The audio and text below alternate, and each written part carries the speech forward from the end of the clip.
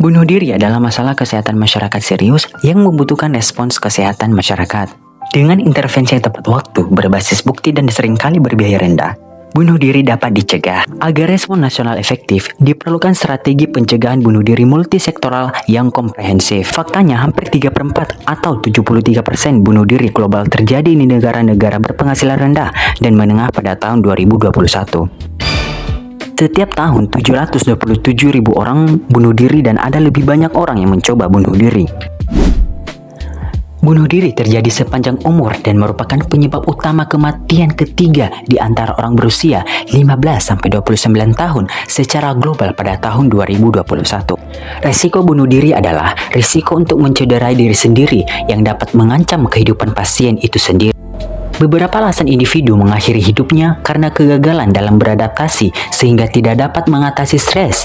Perasaan yang terisolasi atau dibully dapat terjadi karena kehilangan hubungan interpersonal atau gagal melakukan suatu hubungan yang berarti dengan orang terdekat.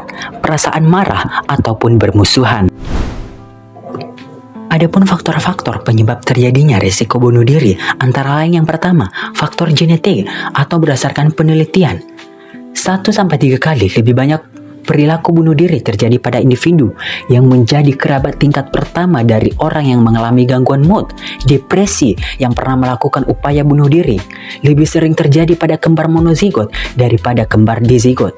Yang kedua, faktor biologis lain, biasanya karena penyakit kronis atau kondisi medis tertentu. Misalnya, stroke, gangguan kerusakan kognitif atau demensia, diabetes penyakit arteri koronaria, kanker, HIV ataupun AIDS.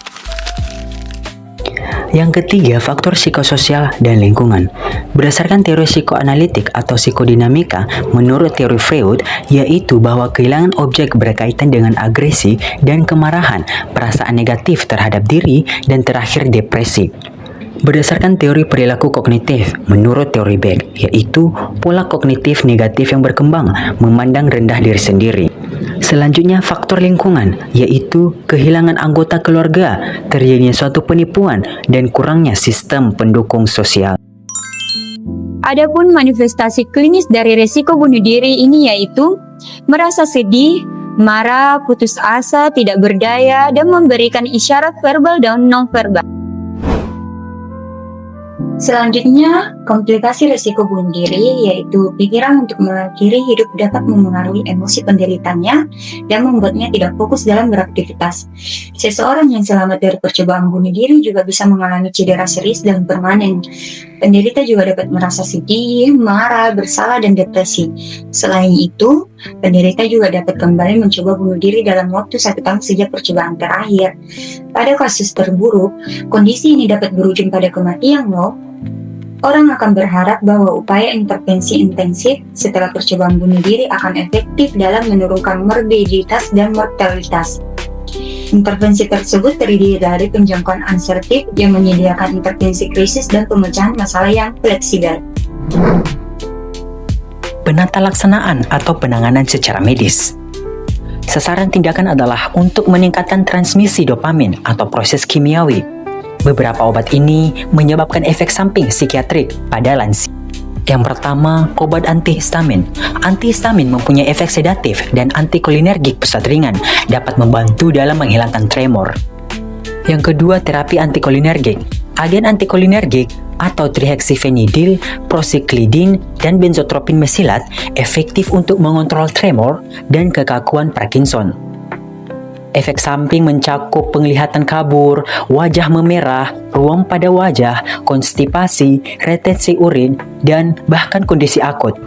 Yang ketiga, amantadin hidroklorida. Amantadin hidroklorida atau sametral yaitu agen antivirus yang digunakan pada awal pengobatan penyakit Parkinson untuk menurunkan kekakuan, tremor, dan bradykinesia. Reaksi efek samping terdiri atas gangguan psikiatrik seperti perubahan perasaan hati, konfusi, halusinasi, muntah, adanya tekanan pada epigastrium, pusing, dan bahkan gangguan penglihatan. Yang keempat, terapi levodopa.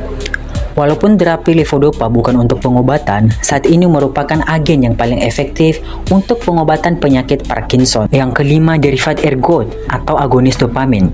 Agen ini bermanfaat bila ditambahkan pada levodopa dan pada klien yang mengalami reaksi on-off terhadap fluktuasi klinis yang ringan. Yang keenam, antidepresan. Antidepresan trisiklik dapat diberikan untuk mengurangi depresi yang juga terbiasa terjadi pada penyakit Parkinson.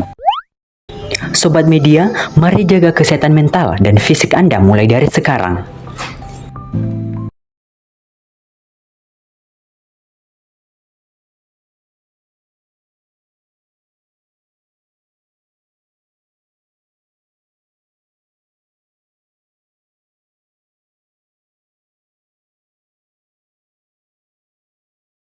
Mari jaga kesehatan mental dan fisik Anda mulai dari sekarang.